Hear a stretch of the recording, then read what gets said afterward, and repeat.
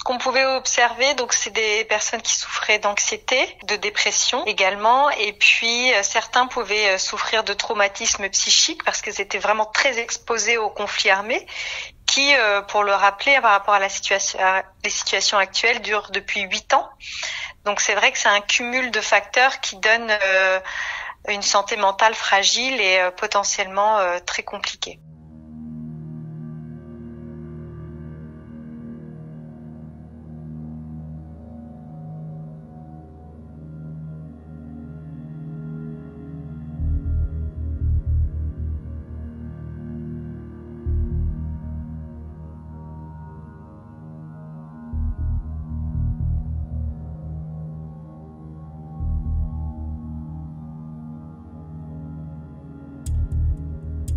Les familles qui pouvaient se déplacer, donc les personnes avec enfants qui ont pu trouver du travail en dehors du Donbass, avaient pu changer de région, tandis que les personnes âgées étaient coincées dans cette zone-là.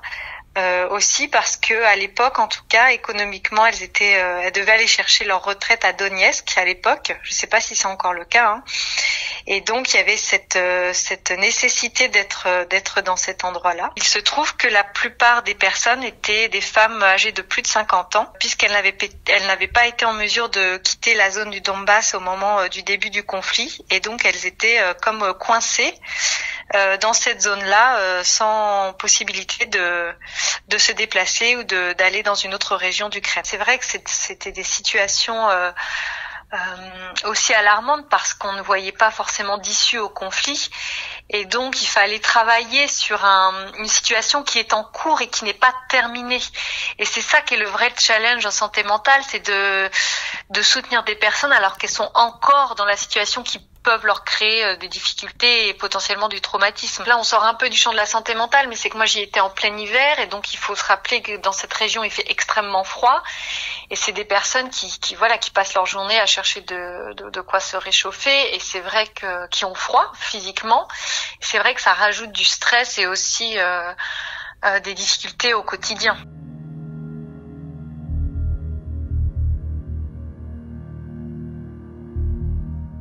Il y avait plusieurs situations, évidemment. Il y a des personnes qui souffraient de troubles mentaux avérés, donc avec un besoin de consultations spécialisées, donc à la fois par le médecin et les psychologues. Donc c'était plutôt du soin psychothérapeutique.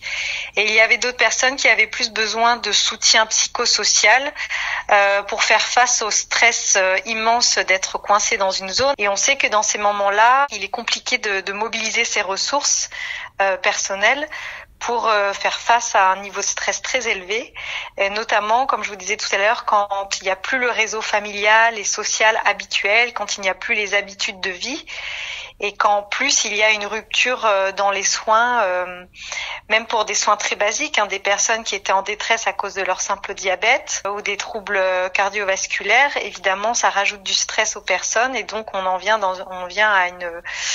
à une boucle compliqué pour les personnes, entre des problèmes physiques et des problèmes psychologiques qui s'ajoutent et qui s'entretiennent mutuellement.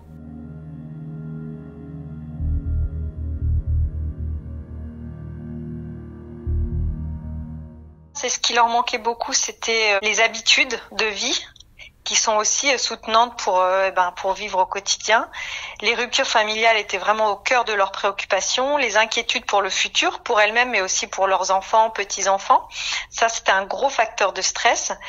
Et puis, pour elles-mêmes, le fait d'être laissées pour compte et de ne pas recevoir de soutien suffisant pour vivre au quotidien et pour sortir de ce conflit.